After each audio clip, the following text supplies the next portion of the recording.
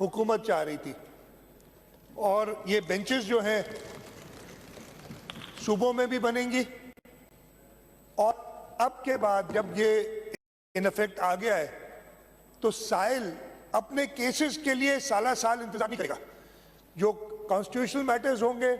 सूबे में आर्टिकल 199 के ज़मरे में जो कुछ आते हैं, और वफाक में सुप्रीम कोर्ट में आर्टिकल 184 और 186 के जो इश्यूज हैं, अब वो कॉन्स्टिट्यूशनल बेंचेस सुना करेंगी, वो अलग होंगी। बाकी साइल जो हैं अपने जो उनके इश्यूज हैं वो कोर्ट से ज़्यादा तेज़ी से और जल्दी उनको इंसाफ मिल सकेगा। इसमें जो बेहतरीन बात हुई है, जो मेरा ख्याल है सब रियलाइज़ करते हैं, शायद कहते नहीं है कुछ दोस्त, कि बिलावल भुट्टो जरदारी साहब ने ये अज़म किया था, ये आदा किया था कि जैसे शहीद जुल्फ़िकार अली भुट्टो ने मुत्तफ़क़ा तौर पे 1973 का आइन मंजूर किया था, जैसे आसिफ अली जरदारी साहब की क़यादत में 18वीं तरमीम जो कि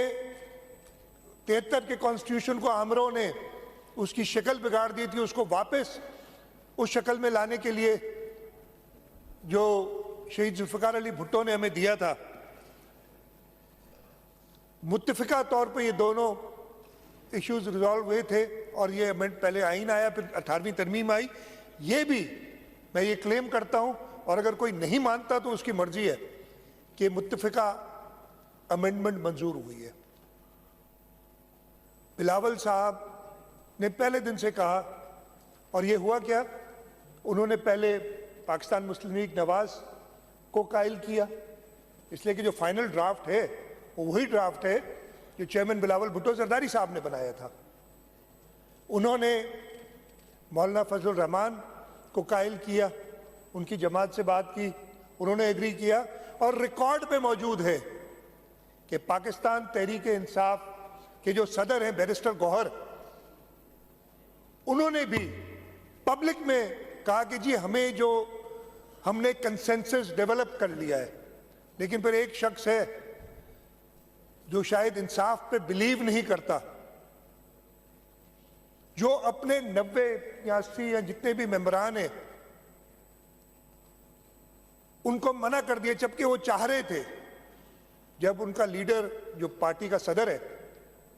वो कहता है कि जी हमने कंसेंसस डेवलप कर लिया, मौलाना फजलुर रहमान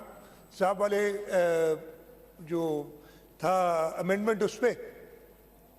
और वो वही अमेंडमेंट थी जो बिलावल भुट्टो जरदारी साहब और मौलाना फजलुर रहमान साहब ने साथ मिलकर बनाई थी, तो फिर तो ये मुत्तफ़िका हुआ। हाँ, एक वो शख्स जो किसी असेंबली का मेंबर नहीं है, उसने शायद उसको पसंद नहीं किया, बाकी सारी असेंबली मुत्तफ़िक थी इस पे, और ये सबको पता है। तो ये भी मुत्तफ़िका करारदाद है, मुत्तफ़िका अमेंडमेंट है जो मंजूर हुई है। और इसके बाद इंशाअल्लाह ताला जो प्रॉब्लम्स जुडिशरी के अंदर लोग फेस कर रहे थे, जो एक जुडिशल ओवररीच, और ये मेरे लफ्ज़ नहीं है, ये अपने सुप्रीम कोर्ट के जजेस की जजमेंट्स हैं कि हमारे यहाँ जुडिशल ओवररीच हो गई है, और उसको अब पार्लियामेंट, इसलिए कि ना सिर्फ इस अमेंडमेंट के अंदर ये बात आई है कि अब जैसे हुआ है चीफ जस्टिस का इंतखाब एक पार्लियामेंट्री कमेटी करेगी, जजेस खुद नहीं करेंगे। ये अजीब ही बात थी कि जी जजेस खुद ही बैठ के डिसाइड करते थे कि चीफ जस्टिस कौन होगा या जजेस कौन होंगे। अब पार्लियामेंट्री कमेटी चीफ जस्टिस का, और वो हो गया है जस्टिस याहिया अफरीदी साहब इंशाअल्लाह ताला 26 अक्टूबर 2024 से चीफ जस्टिस ऑफ पाकिस्तान होंगे। उसके साथ साथ जुडिशल कमीशन ऑफ पाकिस्तान, उसके अंदर पार्लियामेंट के मेंबरान होंगे, 4 होंगे, 2 होंगे हुकूमत की तरफ से, 2 होंगे अपोजिशन के, बराबरी उधर भी दी है। और अब वो फैसले जो होंगे, इसलिए कि मैं खुद judicial commission of Pakistan as law minister, मैंने 3 मीटिंग्स अटेंड किए हैं, जिया अंजार साहब ने भी काफ़ी मीटिंग्स अटेंड की हैं उनकी, और उधर जो माहौल होता था ना जजेस के दरमियान, अब वो मेरा ख्याल मुनासिब नहीं है इस वक्त बताना कि क्या बात होती थी, लेकिन अब सैनिटी आएगी उधर, इसलिए कि जो लोगों को जवाबदेह हैं वो उस कमेटी में बैठा करेंगे। अब इस वजह से सैनिटी आएगी कि हमें लोगों को जवाब देना है आगे जाके। इसके साथ साथ इस अमेंडमेंट के अंदर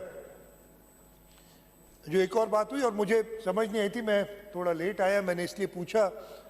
लॉ मिनिस्टर साहब से कि आप क्यों जवाब दे रहे हैं। नजमी आलम बैठे ना, मैं नजमी को और एहसान मजारी पता नहीं है कि नहीं है इधर आज। अब एडवाइजर्स जैसे कौमी असेंबली में होता है, एडवाइजर्स बैठते हैं, पार्टिसिपेट कर सकते हैं। अब वो अमेंडमेंट हुई है, मुझे नहीं पता कि नजमी ने आज क्यों सवालात के जवाब आज तैयार नहीं होंगे, शायद नए नए आए, लेकिन मुझे ये पता चला है कि शायद असेंबली सेक्रेटेरिएट से कहा गया है कि वो जवाब नहीं दे सकते। ये मेरा ख्याल है उसने आइन नहीं पढ़ा जिसने ये बात कही है, उसने हमारे रूल्स ऑफ प्रोसीजर नहीं पढ़े। इन रूल्स ऑफ प्रोसीजर में भी लिखा है जो क्वेश्चन के जवाब कौन देगा, the question shall be answered by the minister और द पार्लियामेंट्री सेक्रेटरी कंसर्न, और इसमें प्रोवाइजो एक है, provided that if the question has been asked in respect of a department to which there is no minister and the chief minister has appointed a member or as his advisor or a special assistant, the question shall be answered by such advisor or special assistant. अब member को नहीं adviser के, ये assembly से बाहर है, लेकिन इसका मफहूम यही है। और जब आइन इजाजत देता है तो ये रूल्स आइन के ऊपर नहीं है। तो मेरा ख्याल है आज पहले दिन गलती हो गई है, ये गलती दुरुस्त फरमा लें, और अगर इनको क्लैरिफाई करना है तो रूल्स को कर दीजिएगा अगर करना चाहें। लेकिन एडवाइजर्स अब इस हॉल में बैठ सकते हैं और वो पार्टिसिपेट कर सकते हैं, वोट नहीं कर सकते इसलिए कि वो मेंबरान नहीं है, जैसे कौमी असेंबली में होता है। तो मैं अपनी तरफ से, अपनी पार्लियामेंट्री पार्टी की तरफ से पूरे कौम को मुबारकबाद देता हूँ एक तारीखी फैसले पर। ये इतना ही बड़ा फैसला है,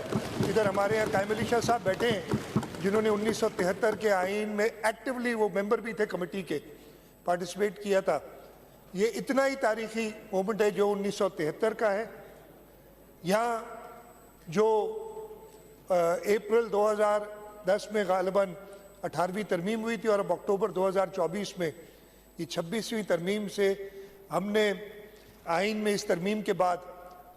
पार्लियामेंट को मज़ीद मजबूत किया है, और पार्लियामेंट के मजबूत होने की वजह से इस मुल्क की अवाम और मज़ीद मजबूत हुई है। मैं चाहूँगा, दरख्वास्त करूँगा कि इस रेजोल्यूशन को यूनानिमसली अगर सब, इसलिए कि दोस्तों को मैं बता रहा हूँ आप लोग भी दिल से तैयार थे, वो आपकी जमात कम से कम आपका लीडर जो है इस वक्त, जो सदर है जमात का, चेयरमैन है, जो भी उसको कहते हैं, चेयरमैन है जमात का, उस चेयरमैन की कहेंगे तो मैं आपको वीडियो क्लिप्स दिखा दूंगा। उसने कहा है कि हमें कंसेंसस है उस ड्राफ्ट से जो मौलाना फजलुर रहमान ने हमें दिखाया है, और मौलाना फजलुर रहमान का जो ड्राफ्ट था वही चेयरमैन बिलावल भुट्टो जरदारी का ड्राफ्ट था, और वही ये फाइनल ड्राफ्ट है जो हमें अप्रूव हुआ है। आपको बहुत शुक्रिया स्पीकर साहब।